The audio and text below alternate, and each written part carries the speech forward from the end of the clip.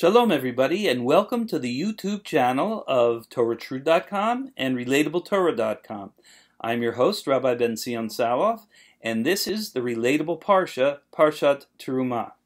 Now, if we wish to know the essential meaning of a Hebrew word or concept found in our learning, or anywhere else for that matter, we need to look into the source of all meanings. What is the source of all meanings? It's the blueprint of creation, the Torah. Now, Kabbalah is certainly no exception.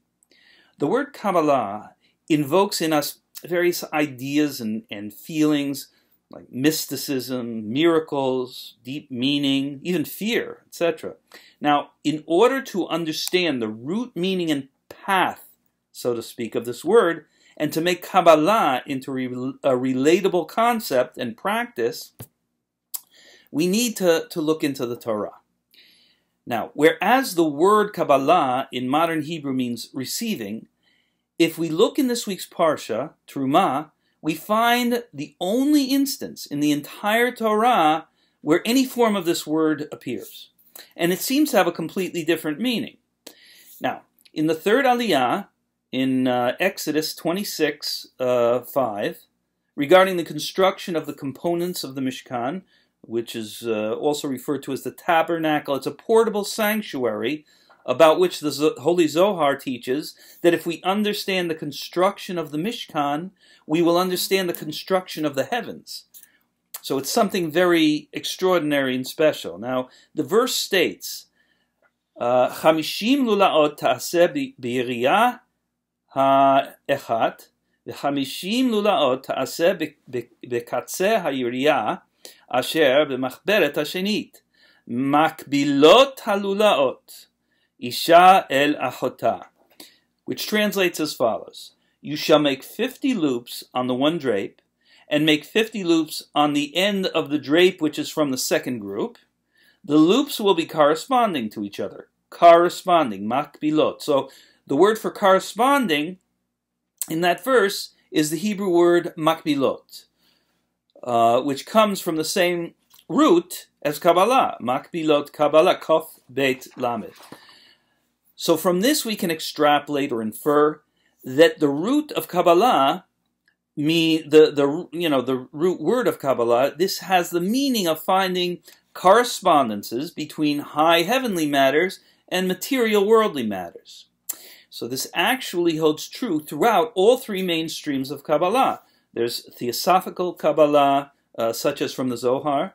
There is prophetic Kabbalah, such as from the teachings of Rabbi Abraham Abulafia, many svarim from him and his students along those lines. There's also what we call practical Kabbalah, Kabbalah Ma'asit, which it stems from various sources, but it's focused toward affecting changes in the physical world in a mystical manner. So another stream of Jewish mysticism is Chassidut, which has been revealed and developed, and which follows the teachings of the great Rabbi Yisrael Baal Shem Tov. This also, and arguably to an even greater degree than its predecessors, focuses on finding and binding corresponding heavenly and worldly matters. So, in order to make this a relatable Parsha teaching, we need to look at some examples. So one way to unify these heavenly and earthly matters is through finding correspondences in numerical equivalences, or gematrias. Now we can find an example of this in the name of our forefather Yitzchak. Our sages teach that Yitzchak embodied the divine characteristic of Gevurah. Gevurah is strict judgment or justice. Now the gematria, the numerical equivalent of the name Yitzchak, is 208. Okay, 208. Now if we look elsewhere in the Torah, we find someone else who exemplifies this characteristic of Gevurah. And who is that? That's Pinchas. Now when Pinchas saw that Zimri, the head of the tribe of Shimon, the prince of the tribe of Shimon, was sinning in a publicly revealed manner with Cosbi, who was a Midianite princess, Pinchas took it upon himself, according to a little-known tradition in Torah law, to execute them, to kill them. He executed strict justice, the characteristics of Gevura, in order to honor the word of Hashem. Now the gematria of Pinchas is also 208. Now, how about another example? Another tradition, or I should say another traditional form of biblical exegesis is called either Roshei Tevot or Sofei Tevot. Roshei Tevot is the first letter of consecutive words, and Sofei Tevot is the last letter of consecutive words. Now, there's an interesting verse whose core component of 4 words has a very meaningful Sofei Tevot. And it appears in 2 different books of the Tanakh, Tehillim, Psalms, and also Divrei Hayamim, Chronicles.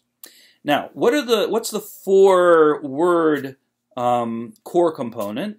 Yismechu hashamayim v'tagel haaretz, which means let the heavens rejoice and let the earth be gladdened. Now, the Sofei Tevot of those words in exact reverse order is Tzalmo, his image. Now, considering that there is a component to serve God,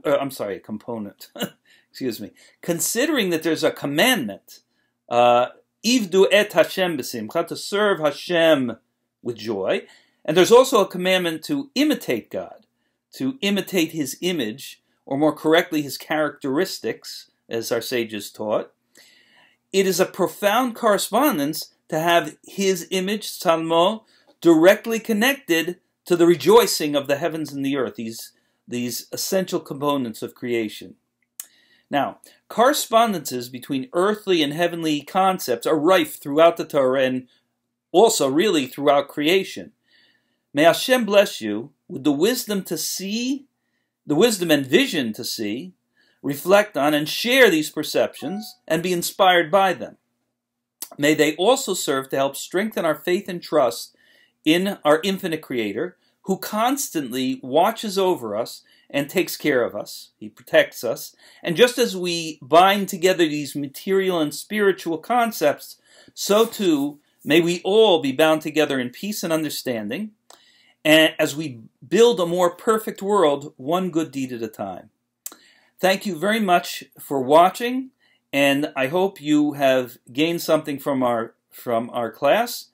Please press the button down there to subscribe. Have a wonderful Shabbos, and God bless you.